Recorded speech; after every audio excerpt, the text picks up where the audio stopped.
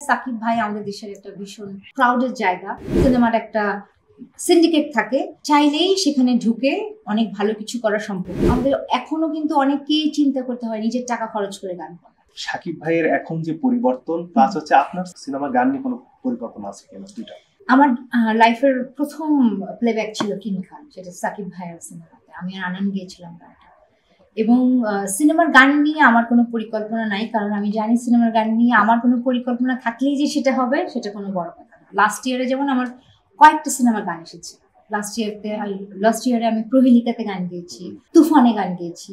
Last ইয়ারে আমি সাকিব ভাইয়ের রাজকুমারে গান গেয়েছি।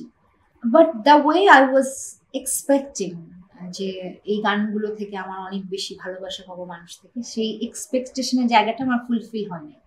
সো এই জন্য আমি এবছর টার্গেট নিয়েছি, আমার ইচ্ছা মতো আমি অনেক মৌলিক গান করব, ভালো ভালো গান করবো। I am not depending on cinema song, কারণ আমি জানি সিনেমার একটা সিন্ডিকেট থাকে, যেটার বাইরে আসলে চাইলেই সেখানে ঢুকে অনেক ভালো কিছু করা সম্ভব না, to be honest. So cinema নিয়ে I am not that hopeful. এখন কেউ যদি কোনো ডিরেক্টর প্রডিউসার যদি খুব মনে করে যে সিদ্ধি সাহেব খুব ভালো গান করে, তাকে এবার একটা ভালো সুযোগ দেওয়া যেতেই পারে, তাহলে সেটা তো আমার জন্য ডেফিনেটলি একটা গুড লাক। ওই সময়ের সাকিব ভাইয়ের এখনকার সাকিব ভাই তো অনেক পরিবর্তন, ডেফিনেটলি। তো এটা নিয়ে যদি একটু বলেন। আমরা তো স্ক্রিনে দেখি, ওই সময় সাকিব ভাইকে দেখেছি, এখনো দেখছি। সাকিব ভাই আমার কাছে মনে হয় যে সাকিব ভাই he is compatible to any international artist, any international hero. এবং আমরা এই তুফানেই সাকিব ভাইয়ের যে গেট আপ দেখেছি এবং তার অ্যাক্টিং দেখেছি, এটা কিন্তু আসলে মানে মনোমুগ্ধকর, টু বি অনেস্ট।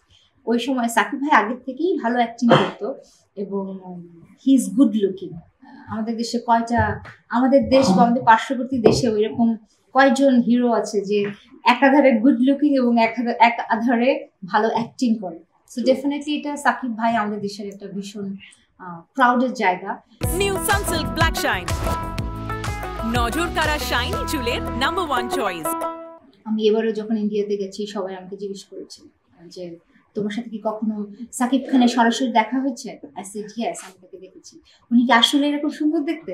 মানে হ্যাঁ, উনি আসলে এরকম সুন্দর দেখে। এবং আমরা যখন এবার তুফান দেখছিলাম হলে গিয়ে, আমি তো হা করে তাকিয়েছিলাম ভাইয়ের দিকে। হ্যাঁ, মানে হি ওয়াজ লুকিং এক্সট্রিমলি ড্যাশিং এবং ট্যালেন্টের কথা তো আমি আর নাই। এই পথ চলায় আসলে এখন কি মনে হয়, মানে কোন ধরনের সংকটগুলা এখনো রয়ে গেছে বা যেটা সমাধানের দরকার? সংকট তো অনেক, যেমন আমাদেরকে এখনো, মানে আমি আমার কথা বলছি না, যারা নতুন গান করতে চায় বা যারা আসছে নতুন মার্কেটে, আমাদের এখনো কিন্তু অনেককেই চিন্তা করতে হয় নিজের টাকা খরচ করে গান করা, মৌলিক।